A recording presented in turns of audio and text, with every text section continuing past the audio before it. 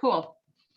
Hey, it's really great to have so many people come. I know I've got some friends here, and I'm sure a lot of people I haven't met. One of the things that's been fun about writing about the Oregon Coast Trail for the past several years is getting contacted by people and helping them out and getting a lot of good information from hikers. So, and I really want to thank Oregon Wild for having me. I've been a supporter for many years. Their work is super critical. It's really never been more important. So I hope that everybody on the call is going to be supporting them. I want to start by just talking about a few myths about the Oregon Coast Trail. One is that it's mostly on the highway. It's not. Nobody would hike it if it was. Just want to make that clear. Another myth about the Oregon Coast Trail, it's half on the highway. Now, this was something that was stated to me as a fact by a guy standing by his car just north of Newport. I walked there from the Columbia River and had my backpack on, and he chatted me up and said, yeah, it's half on the highway. And I'm like, no, it's really not. And he's like, no, it definitely is. It's not. Again, nobody would hike it if it was. Another myth about the Oregon Coast Trail is 40% on the highway. This I read in somebody's blog after I had actually met him in 2019 while hiking the Oregon Coast Trail. But what I know about him is that he didn't hike the whole trail, and he did not have really any decent maps or guidebooks, anything. He was really just kind of winging it. If you wing it on the Oregon Coast Trail, you could end up walking 40% on the highway because you're not going to catch all the little ways to get back on the beach, to get on a trail. So winging it is not necessarily the best way to approach the Oregon Coast Trail. I bring this up now because inevitably the first thing that people want to talk about is how much it's on the highway. And I just wanted to say that it is not mostly on the highway. There is definitely some highway shoulder walking, but not as much as a lot of people think. I am going to get back to that topic a little bit later. But meanwhile, let us talk about what the Oregon Coast Trail is. It began as a vision of this guy on the right, Sam Dicken, who was a University of Oregon geographer. He thought up this concept in the late 50s. And not until the 70s did the state step in with some funding and start planning and building trail sections that to close some gaps to create basically a continuous trail along the Oregon coast. I think it was 1988 that Oregon State Parks declared the Oregon Coast Trail hikeable, which it was and is. It's not complete necessarily, but it is definitely hikeable, and more than it was in the 80s. What it is a roughly 400-mile walking route from the Columbia River to the California border. It's less than 400 miles if you are able to get, for example, boat rides across some of the big bay mouths. That'll cut out quite a bit of mileage. And that is possible because all of Oregon's beaches are public, which is really a wonderful thing, given that it's not really true in California and Washington. All of our beaches are public up to the vegetation line, which is kind of what makes the Oregon Coast Trail possible. So half of the Oregon Coast Trail is just walking on the beach, literally not along the beach, but on the beach. Another quarter of it or so is hiking on trails over headlands, like here on Tillamook Head. And on down the coast over Arch Cape, there's a trail, and over Cape Falcon, and then where are we? Yaquina Mountain, and Cape Mears, Cape Lookout, Cape Kiwanda. So all these headlands have trails over them. And then there is also a little bit of walking on quiet back roads. This is the Old Coast Road just north of Gold Beach. When I was working on the book, I actually had to go back and make sure that this an actual road open to cars, because no cars went by me. I mean, so these are quiet back roads, which are essentially like trails. And yes, there is some walking on the actual highway, 101, in places where you have to get across a river or around a headland where there's really steep seaside cliffs and there's no public land to build a trail on, that kind of thing. So I have been hiking the Oregon coast and writing about it for decades, actually. I did my first solo through hike of the Oregon Coast Trail in 2008 and 2009, which I think technically makes that actually 2 section hikes. I did the north half one summer and the south half the other summer. In the last edition of my guidebook, Day Hiking Oregon Coast, I managed to work in some tips for through hikers for how to do a through hike, put all these different sections together to make a through hike, because there really were no other good maps or guides out there.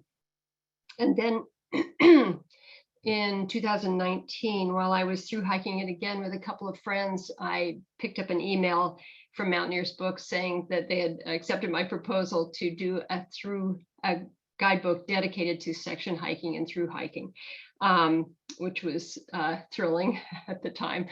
There is another book, I just want to tell you about it, by a woman named Connie Stoper, called Exploring the Oregon Coast Trail. And she did the Oregon Coast Trail as a series of day hikes over many years with a group of friends. And that's what her book does, is tell you how to do it as a series of day hikes, which is also a cool way to do it. But for the people who are interested in doing more than just one day at a time, that's why I put together my book, because it is kind of a complicated trail to do. And hopefully that book makes it easier for people and keeps you on the trail and off the highway as much as you can be. So let me share with you what I really love about the Oregon Coast Trail. There's a lot of things.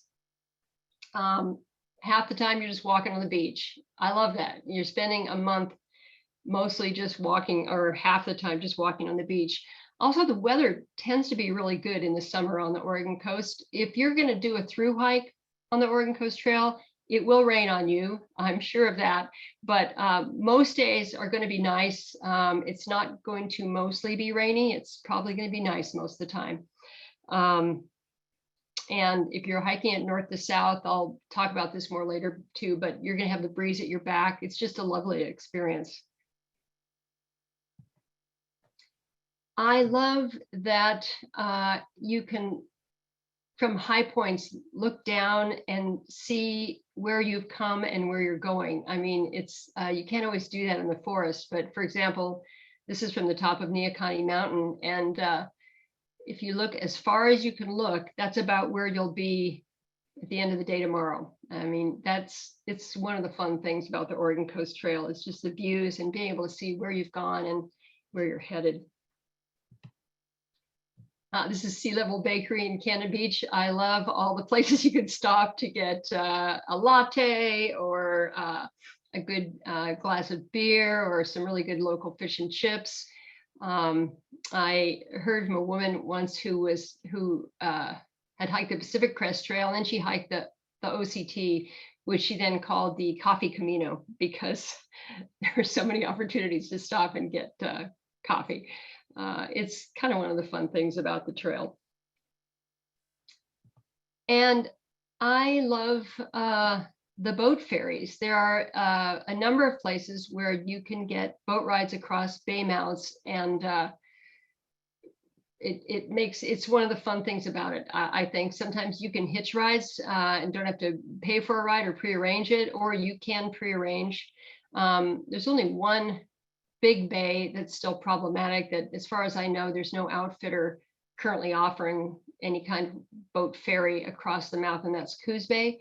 Otherwise, generally speaking, you can get rides where you need to and avoid walking around a big bay. I love the boat rides. They're really fun. I want to say that the Oregon Coast Trail is definitely not a wilderness. You often camp in developed campgrounds like these women here. You are hiking past towns most days, not all days, but many days. In that and other ways, it's really quite different from hiking the Pacific Crest Trail, for example. But even though it's not really a wilderness, it is most definitely an adventure. You will be you'll be wading across creeks and rivers. This is the mouth of Sand Lake, and this is at low tide. It's came up to our waist. The 2 times I've crossed it, it's come up to my waist and dampened the bottom of my backpack a little bit. You need to stay aware of the tide so that you can get across rivers and creeks. You need to know which ones need to be crossed at low tide. You will also need to follow the tide to be able to get around certain headlands. You will have days where you do not see another person. I am sure of that. You do need to be prepared to hike some pretty long distances. You can cut down your daily mileage if you do maybe a combination of camping and staying in motels now and then. Otherwise, you sometimes have to hike 15 miles or so to get to the next legal campsite or to lodging, depending on how you're doing it. So you need to be in pretty good shape. And you might even, in fact, you probably will end up stealth camping at some point, because in fact, even though state parks and the Oregon Coast Visitors Association is promoting use of the trail, there aren't enough campgrounds to reasonably camp every single night. There's a stretch on the South Coast that's 36 miles between campgrounds, and I don't think most people are going to be able to or want to hike that distance. So there are some issues that you have to deal with, and there's different ways to deal with them. You know, another thing I really like about the Oregon Coast Trail right now, I think everybody knows that the outdoors has gotten really crowded, especially really popular sites, particularly since the pandemic, which is a great thing. I mean, it's great to have people outside discovering camping and hiking, and I love that. But man, the parking lots, some of them on the coast are incredibly crowded, dangerously so. And what's great about Oregon Coast Trail hikers is they are not driving, and they're driving once maybe and parking, but that's it. I mean, they're not contributing to that congestion. They're still contributing to the local economy in their own modest way by maybe staying at campgrounds or eating in restaurants now and then, but they're extremely low impact. It's kind of the best kind of tourism, and right now that's very attractive.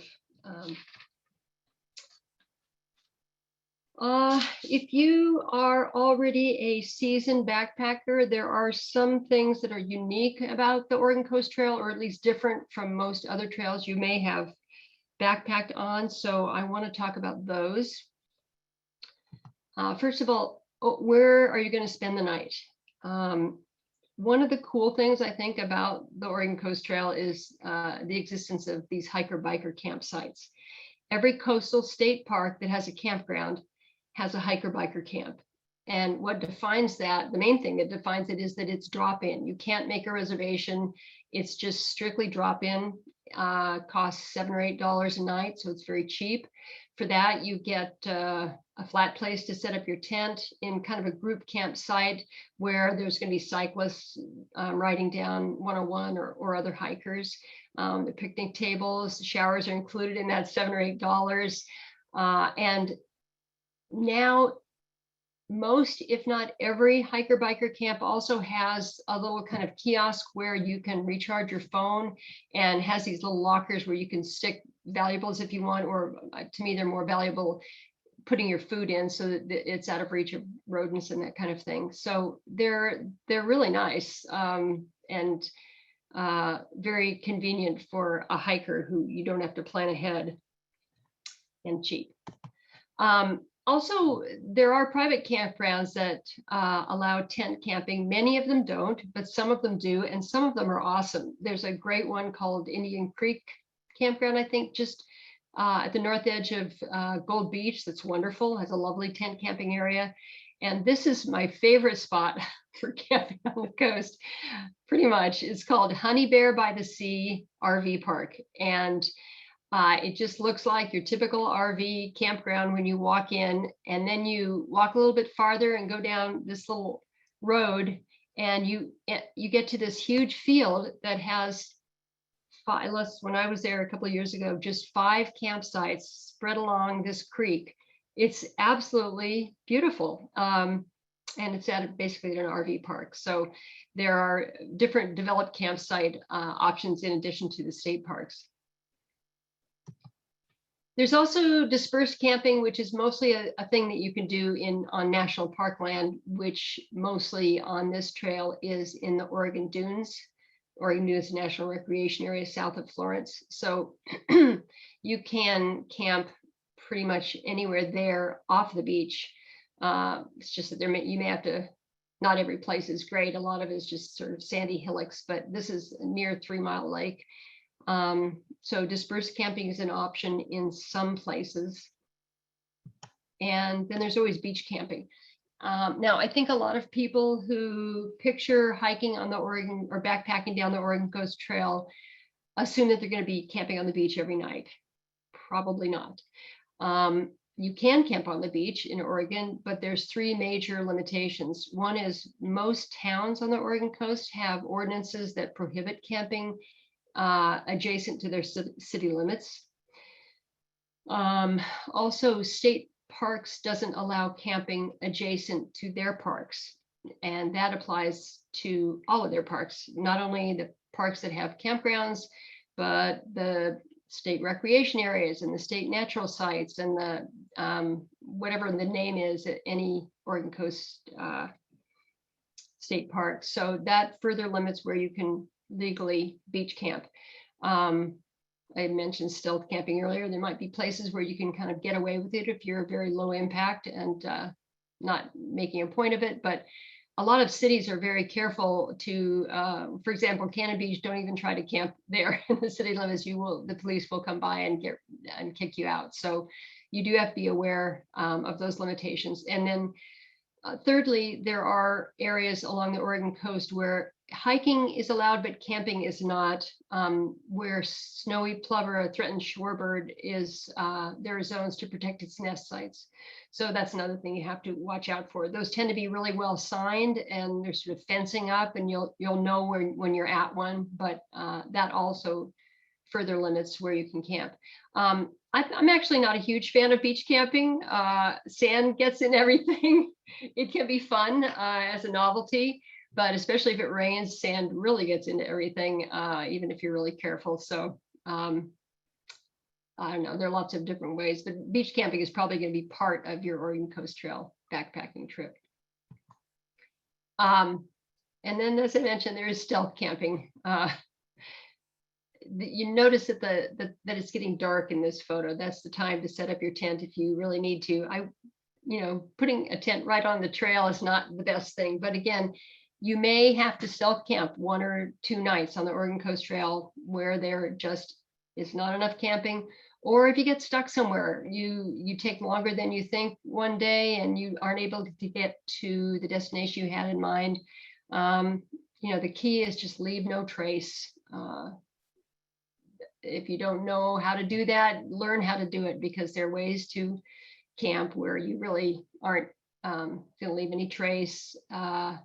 I'll get to toilets in a minute, but and wait until the end of the day to set up your tent and put it away first thing in the morning, and it probably won't be a problem. I'm not telling anybody to break the law, but I have to, in all honesty, point out that there are not enough campgrounds on the Oregon Coast Trail. There are a few big gaps. And then there is end-to-end hiking, which is very possible on the Oregon Coast Trail. Not everywhere. I suppose technically everywhere if you're willing to walk some long distances. But they're like in the first 70 miles or so from the Columbia River down past Gearhart and Seaside and Cannon Beach, all the way to Garibaldi, you could end-to-end hike there.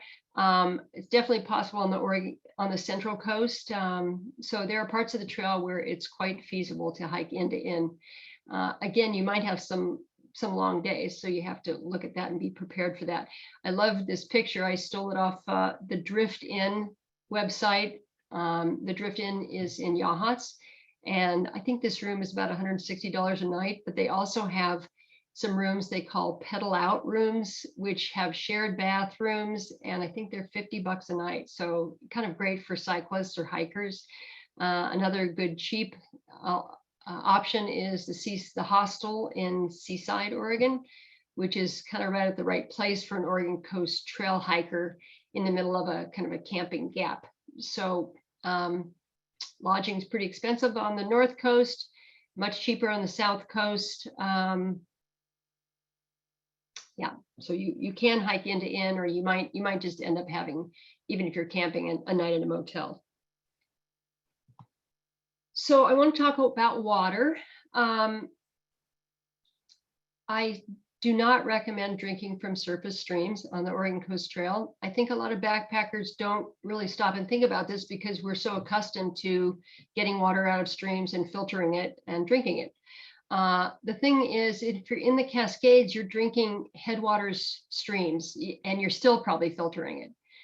At the Oregon Coast, it's literally the end of the road for the water. If that water has probably flowed through industrial timberlands, maybe agricultural lands where there have been pesticide and herbicide spraying. There might be highway runoff. Of course, it's possible there's salt water, but that's kind of, even if it's high tide, but that's kind of the least of your problems. It's more the possible contaminants. So I definitely do not recommend drinking out of surface streams. Fortunately, there's tons of tap water on the Oregon Coast Trail.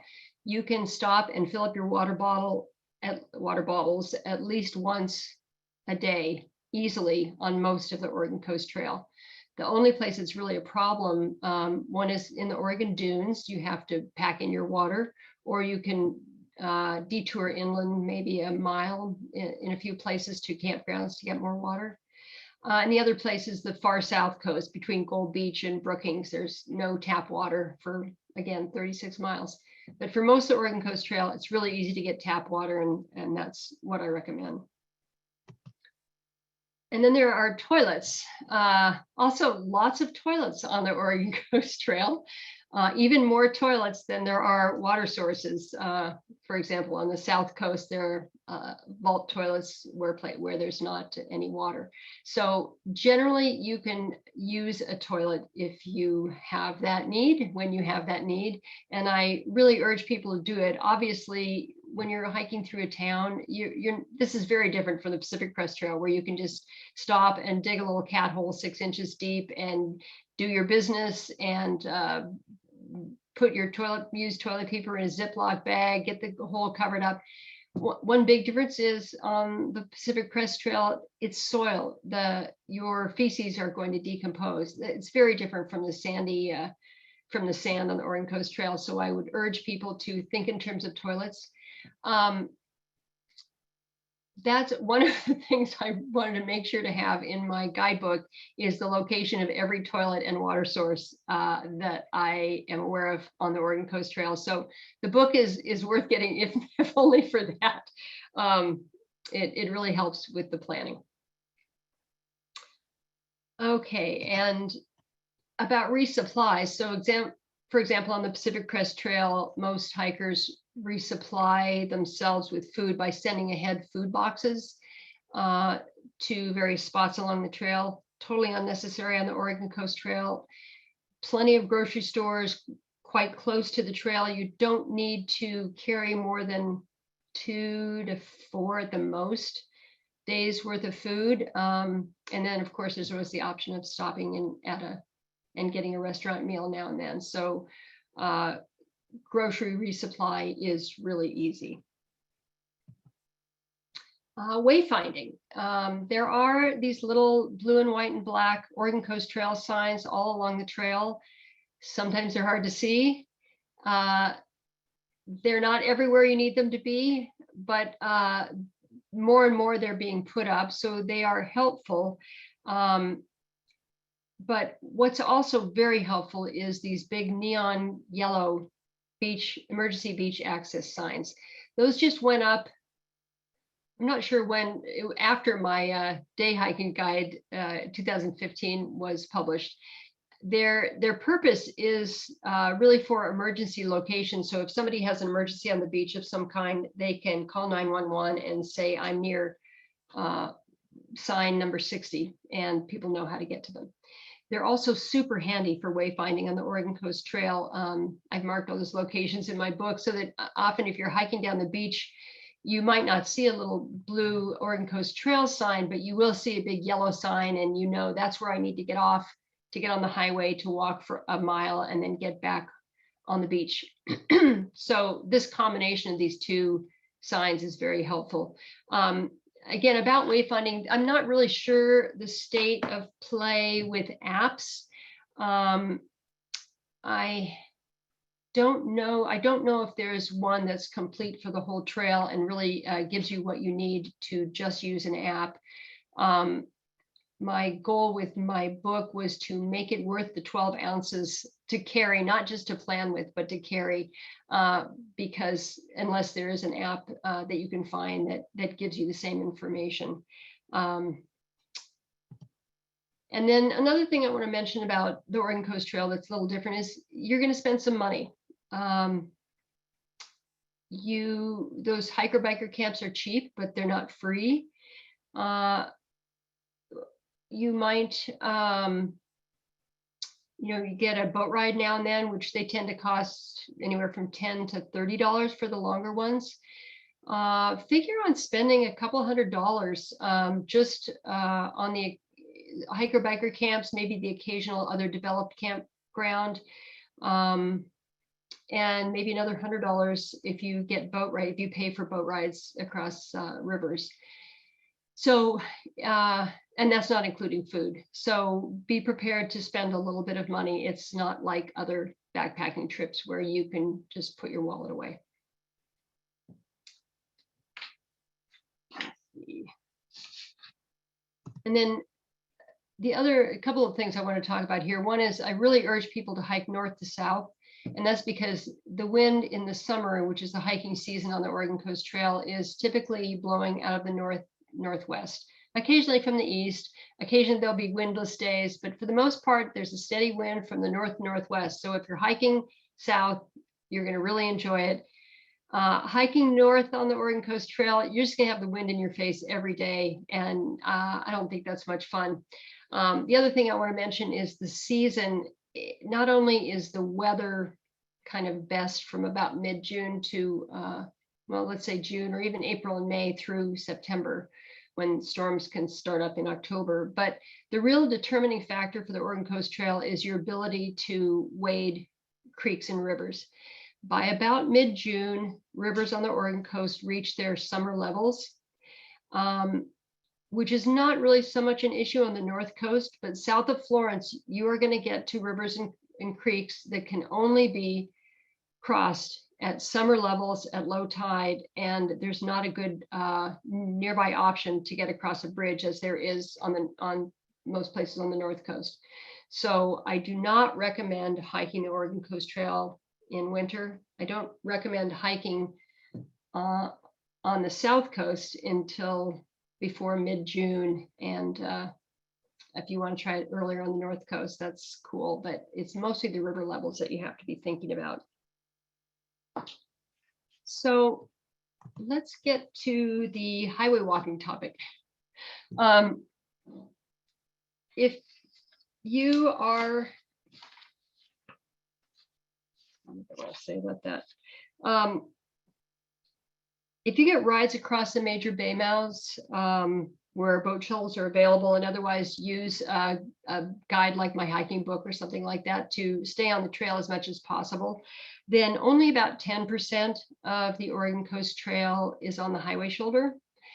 Now that still sounds like a lot, but most of it is in very short hops. For example, this is the Yaquina Bay Bridge. So this hiker has just hiked down from Devil's Punch Bowl north of Newport, all the way down the beach to the mouth of Yaquina Bay, hiked up a little trail to this park, hiked out the park entrance road to the highway, immediately got on the bridge, hiked this sidewalk across the bridge. At the end of the bridge, she goes down some stairs and walks out the south jetty and is back on the beach. That is not really a big deal. That is technically a part of that 10% part of highway shoulder walking. So there's other occasions where you have to get across a bridge or around a headland, and it's really a short stretch. You might do some additional highway walking if you miss low tide, for example, and have to go around a headland. This is Hug Point, south of Cannon Beach.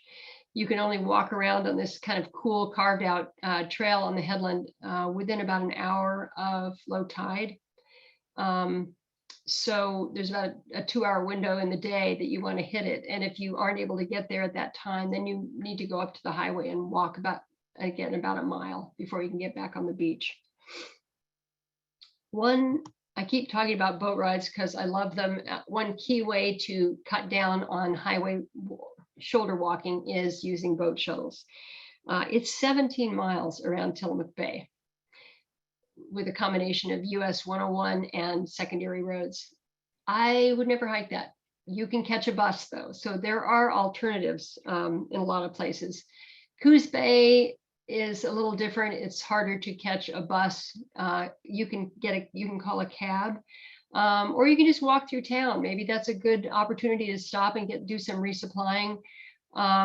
Coos Bay is the only, as I think I already mentioned, the only big bay where there's no outfitter at this time that's regularly offering boat rides.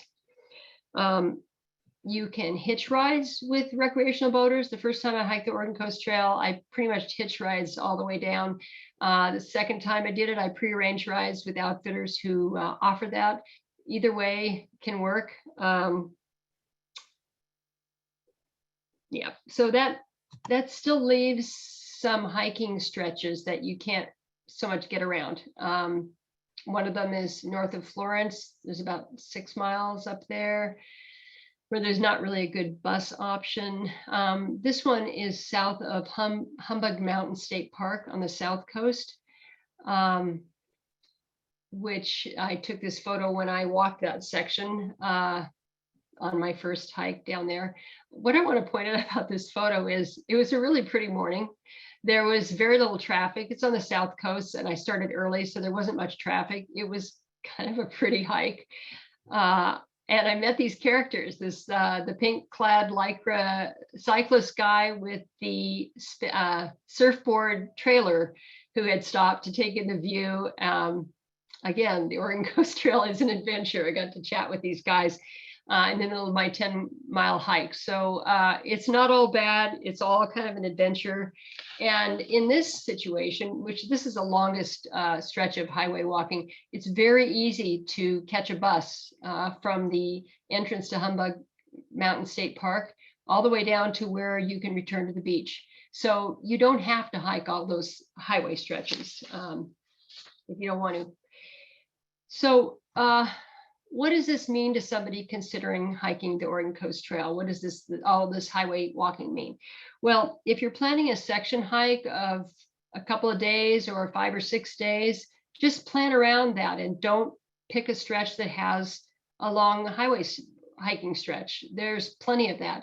The first 70 miles of the Oregon Coast Trail, there's only about a half mile of highway walking between Gearhart and Seaside. So there's plenty of parts of the Oregon Coast Trail where you don't have to do hardly any or maybe no highway walking.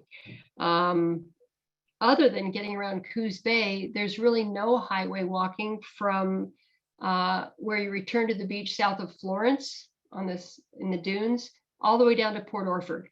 So there's plenty of options for section hiking on the Oregon Coast Trail that don't include much or any highway walking.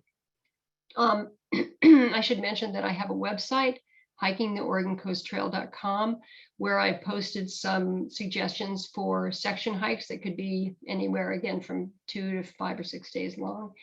And I also have trail updates there. So I would suggest you take a look at that before you get on the trail to see if there's any new sections built, any old sections that are had closed by storms or whatever, lots of stuff like that.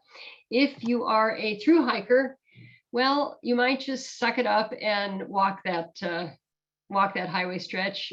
Frankly, if you've gotten all the way down to Humbug Mountain State Park, this is just as I was leaving the park, you've already hiked, what, 300 miles almost.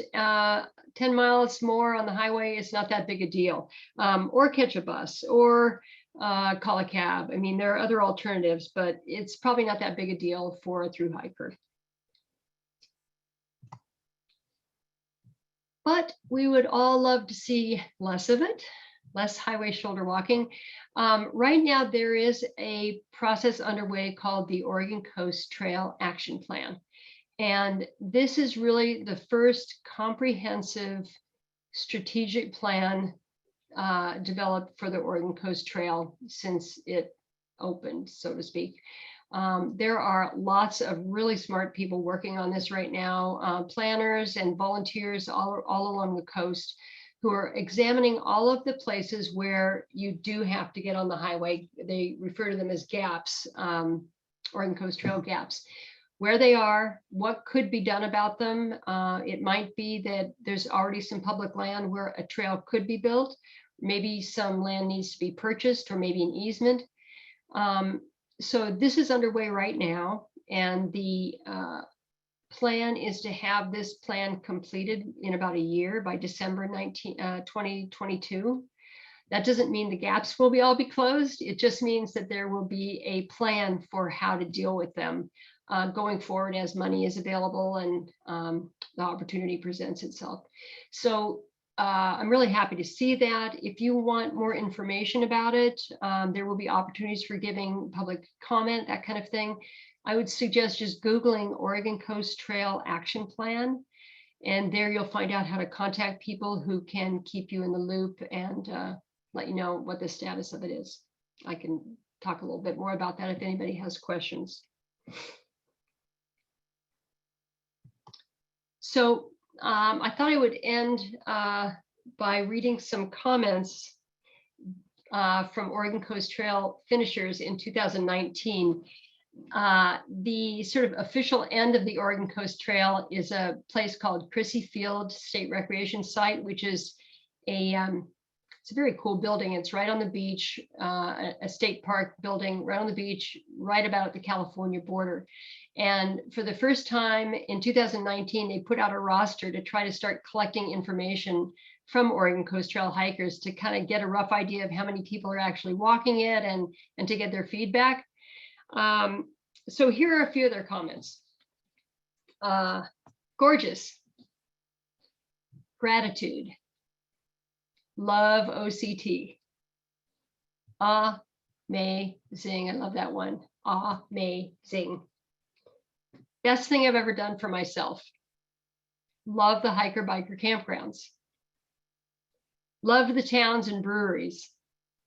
Incredible. Scenery was spectacular. But they also said, need better signage. Need more camping. Need to construct more trail sections off the highway.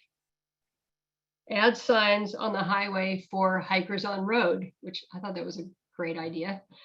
And people want OCT branded stickers and other merch. There's really not much merch. There's definitely an opportunity there to make some money if somebody started doing that. So, you know, people have been through hiking the Oregon Coast Trail for like 30 or 40 years, but in very small numbers for the most part.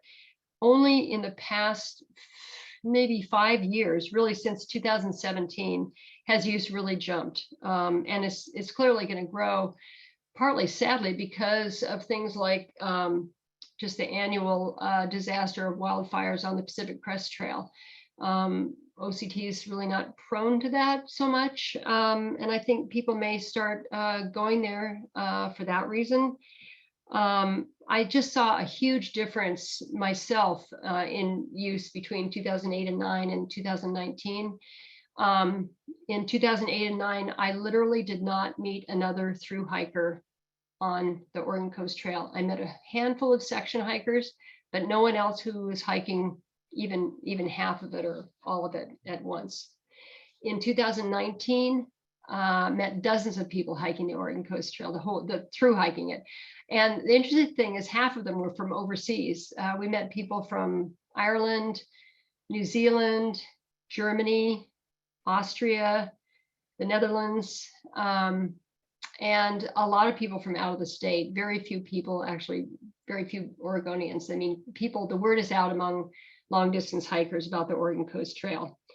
I do expect that 10 years from now, there will be OCT stickers and t-shirts and more merch. There might even be my dream, which is to have somebody do a luggage transfer service like you can get on other trails around the world, where you can pay somebody to transfer your suitcase from lodging to lodging, and you can just hike this nice 10 or even longer mile stretch between lodgings, just carrying a day pack. That's the ultimate luxury. I expect that, and hopefully a little bit less highway shoulder walking too. In the meantime, I still think the Oregon Coast Trail is amazing. So I'd be happy to take questions. Awesome, thank you so much. Shall I unshare or keep sharing? Yeah, we're gonna save questions for in about 5 minutes. So we might go a little bit long, so bear with us, but that was so great. Thank you so much. And yeah, you can stop staring and we'll swap out mine. So yeah, if you haven't already put questions in the Q&A, feel free to do that now. And Erin will busily group some together so we can get to as many as possible. Let me quick share my screen. Okay.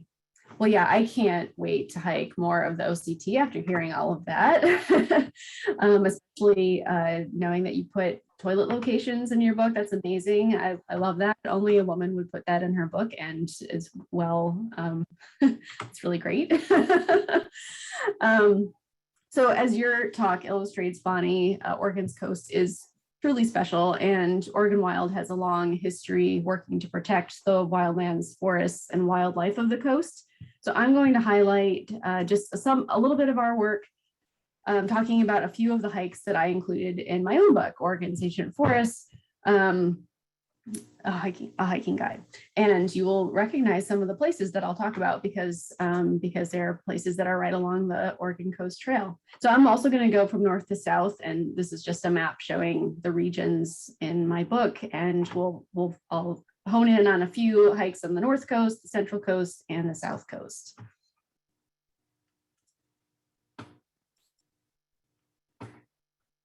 So on the North Coast, I included hikes at Tillamook Head in Ecola State Park, Cape Falcon in Oswald West State Park, and Cape Lookout State Park, all of which have portions of the Oregon Coast Trail. And these parks have gorgeous old growth trees and represent some of the last patches of ancient forests left on the North Coast, where so much has been logged.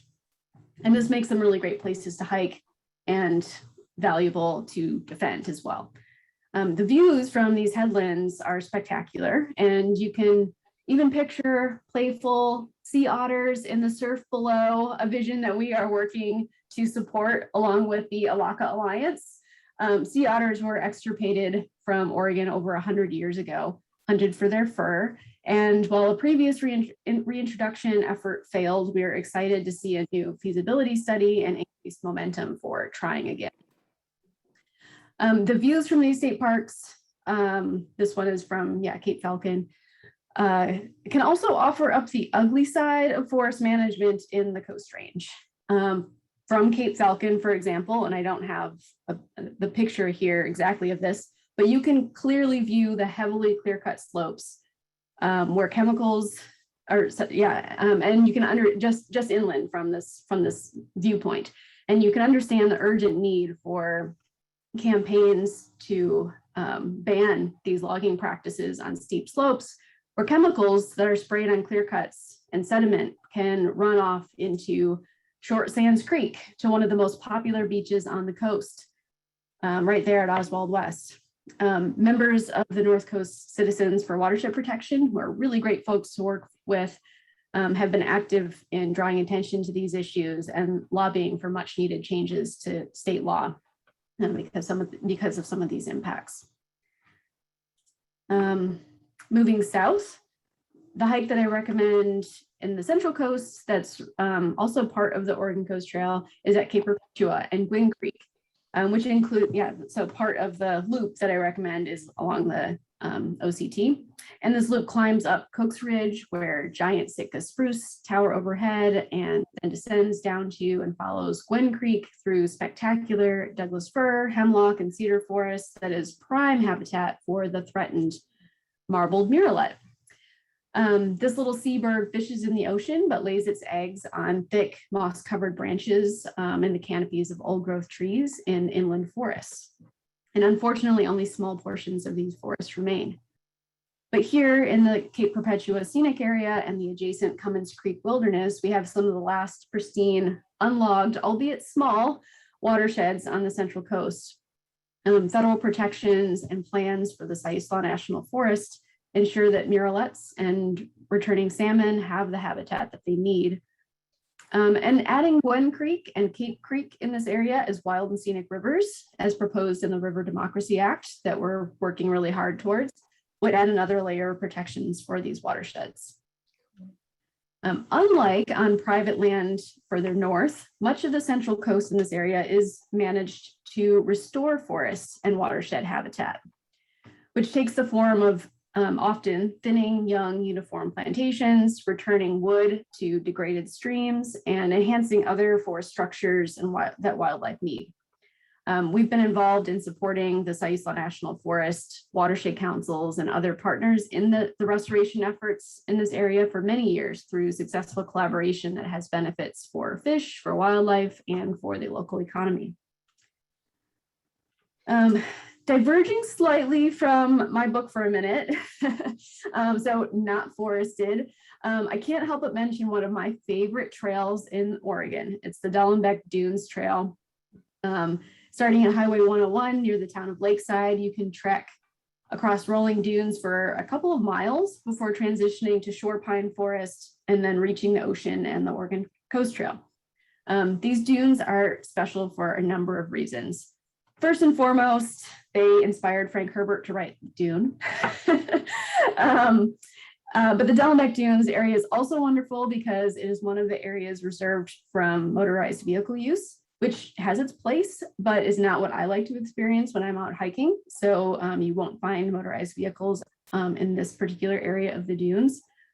And perhaps most importantly, this area of the Oregon Dunes is some of the most intact of what was once a really pretty vast ecosystem, but that now unfortunately is closing in due to planted invasive grasses that have stopped the natural movement of sand. This has led to a reduction in habitat for snowy plovers, which are a cute little shorebird. They're down there on the right, which is now on the endangered species list. A lot of time and money has been put into habitat restoration efforts for plovers, including closing off parts of the beach to camp, as you mentioned. And we've seen some good success. And then also restoration efforts for native plants and for restoring the moving sand ecosystem itself. Ironically, another really cute threatened species, the coastal martin, they depend on the dense shrubby forest that has grown in to replace the dunes due to the invasive grasses. And they're using the dunes area because so much of their inland forest habitat has been removed by logging. So it's a really complicated relationship here. And we've worked with the Forest Service and many other dunes lovers in a collaborative effort here to try to find a balance of managing the various types of recreation and wildlife needs, but it's not easy. Continuing south, I include the trail up Humbug Mountain. So you mentioned Humbug State Park, and there's Humbug Mountain there. So if you need a little uphill to get your blood pumping and not walking on the beach, you can climb up Humbug Mountain, which you get a taste of a really different type of forest there. It's transitioning to the Klamath-Siskiyou ecoregion that has myrtle and tan oak to go along with hemlocks and spruces and big leaf maples. So it's a pretty challenging hike, but you're rewarded with a view, and you get a taste of the biodiversity of the region as you make that transition down to the southern coast. And then finally, on the far southern coast, and a little further inland than you would probably want to walk from the OCT, but that deserves a mention. There are 2 short trails through coast redwood forests here on the Oregon side of the border. So there's the, actually, I'll come back to that picture. There's the Redwood Nature Trail, which is about 8 miles up the Chetco River from Highway 101, and the Oregon Redwoods Trail, which is about 5 miles inland, just barely north of the Oregon-California border in the Windswept River drainage.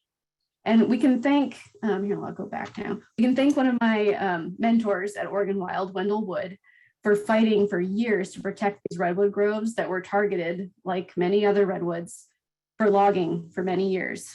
So those that remain are truly special, and these short loop hikes are well worth seeking out if you've got a little extra time while you're down there. Before we move to Q&A, I do want to just thank everyone out there who has supported Oregon Wild's work on these many issues over the years, and urge anyone who is new to our work to please consider making a donation so that we can continue our efforts to protect the remaining ancient forests along the coast, restore the forested watersheds and coastal ecosystems, and the fish and wildlife that depend on them, and advocate for better protections for coastal streams that are still being heavily logged. So thank you for your support. And now I will turn it over to our Q&A period. Boom, here I am, the Q&A person emerging on your screen. We had well over 200 people, so we've got lots of questions. I've kind of ranked them. We're gonna try to go through them pretty quickly, although some of them I think deserve some in-depth answers. But before we get to that, coming off of Chandra, the end of Chandra's presentation, we do have the raffle still open. We won't run the random number generator on those prizes until tomorrow morning. So if you are interested in making a donation or entering in the raffle for Bonnie's book and Chandra's book, you can go back to OregonWild.org, click on the event, and that will allow you to purchase a raffle ticket. One thing a couple people asked about was gear. Bonnie, shoes that you recommend? Do you recommend 2 pairs of shoes? What temperature sleeping bag? Are there other gear recommendations for this trail that you found could be particularly useful? Okay, big question. Gear. I've hiked it with trail runners. I've hiked it with waterproof boots. I usually hike in trail runners, but I found I prefer waterproof boots because there are a lot of small creeks that you can just march through if you got waterproof boots on and your feet stay dry. So I kind of like that on the Oregon Coast Trail. Sleeping bag, really, it doesn't get in the summer. 50 degrees is, you don't need a heavy sleeping bag. So really the lightest sleeping bag you can get. I'm a huge proponent of ultralight hiking. And this is a great trail to do that on, because I mean, you can even go without a stove. You can eat, if you don't need to have your morning coffee. I think trekking poles are a really good idea. Some people just use them all the time anyway, but especially on the Oregon Coast Trail, there are a lot of places where you're going over really rocky or rooty trails.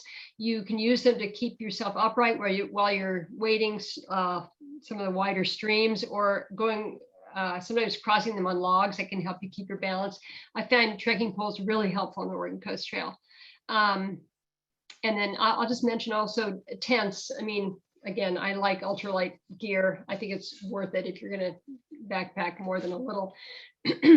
But the first time I did it, I thought I'm really going to save weight by just using a tarp, because I know how to rig a tarp, for rain. I didn't really think about that. I would be camping in hiker-biker camps a lot, and it's kind of nice to have some privacy. So bear that in mind. It's not like being in a wilderness. It's kind of nice to have a little tent. I'll stop there. One person pointed out that you were talking about your book and an app on your phone, but your book is on Kindle and therefore is an app on your phone. That is true. That is true. You talked about kind of hitching a ride on some boats. One person asked, how do you go about that? Do you wave a sign? Do you stand on the beach, or what do you do? And are there outfitters or contact information for some of those services listed in your book? So the book has all the contact information for boat ferries if you want to prearrange it. For hitching rides, I mean, literally, I just got up to people and said, hey, are you heading out? Could you give me a ride over there? I mean, I have done this several times, and it's kind of funny. One time, someone took me across, and they're like, well, how are you going to get back? And I'm like, I'm walking to California. I mean, it's great.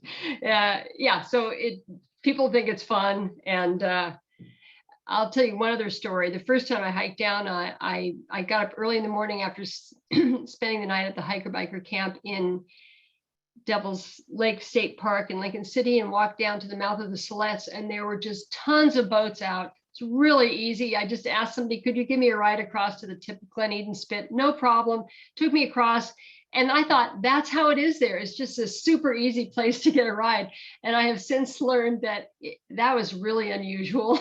The tide has to be high. It's got, the crabs have to be out. I mean, it's all the circumstances have to be right in that particular bay. If they're there, they're there. But otherwise, that's a tough place to get a ride. So, yeah. I think I know the answer to this question, but just in case I'm wrong, do through hikers need to have the annual state parks pass for camping at hiker biker, or are those just what, walk or bike up, and you don't have to like essentially pay for your car? No, I mean, there also in the book, there are some tips for where to leave your car overnight, which is kind of a problem on the Oregon coast too.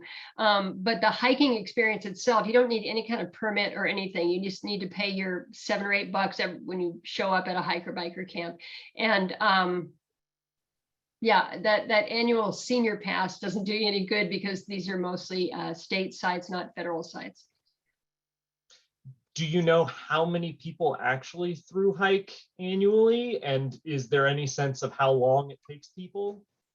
I don't know how many. I do not know how many. I know there are people on the trail every day now, but it's nothing like the Pacific Crest Trail at this point. And how long it takes, basically it's, unless you do a bunch of layovers, it's going to take you less than a month. Obviously, theoretically, it could take as long as you want, but because of limitations in camping and lodging, you're probably going to be hiking some pretty long days. So it's probably going to take you at least 3 weeks, but probably not even 4. Obviously, the best time that you've talked about is the summer season for doing this, and then there are some impediments in winter and fall, especially you mentioned on the southern coast. But for folks that want to go in, there's some places where you found it or would expect that reservations would be required further ahead of time to make sure you had that kind of lodging set up, where things might be sold out otherwise. Yeah, if you're going to hike end to end, I would definitely recommend setting the whole thing up in advance and starting with, there might be a place where there's, like in the town of Arch Cape, there's just a couple of inns and a few vacation rentals. So start with the place that's going to be the toughest to get a reservation. So definitely if you're hiking end to end, set it all up in advance. On the other hand, I have walked into Gold Beach exhausted and walked up to the Motel 6 and they had a room. I've done the same thing in Pacific City. So you may just get lucky and be able to get a place on the spur of the moment. Things are really crowded these days in the summer on the coast. So I don't know how that's going to be, but that has been possible in the past. Is there a lot of elevation gain as you're kind of coming up off the beach? Is there like an average elevation change, or is it pretty flat beach walking? The beach walking is all flat, and then you hit a headland and it takes maybe a mile uphill typically, and then rolling along the top and then back down. That's sort of the pattern, or a mile or two. It's 6 miles over Tillamook Head. I'm trying to think what the elevation gain is, but it's not huge. And it's kind of a similar pattern with all of them. I have the elevation gain of that right here in my book. It's about 1,000 feet. How much? About 1,000 feet. Well, we're a little over time, so I think we'll wrap it up with a pretty easy one. But before we go, again, want to thank everybody who has tuned in. The recording of this will be sent out, as well as links to where you can get Bonnie's book online, her website. We'll send all of that information in the follow-up. And so to kind of finish things off, do you have a favorite section or sections?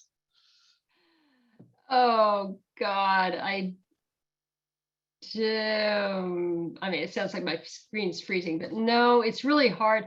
I'll tell you what, one of the really nice sections is the Three Capes area on the Tillamook coast. You know, Chandra was talking about the big trees on Cape Lookout, and that's just a lovely section, and it's not much highway walking, and great beaches, and pretty remote. I mean, so that's a really sweet section.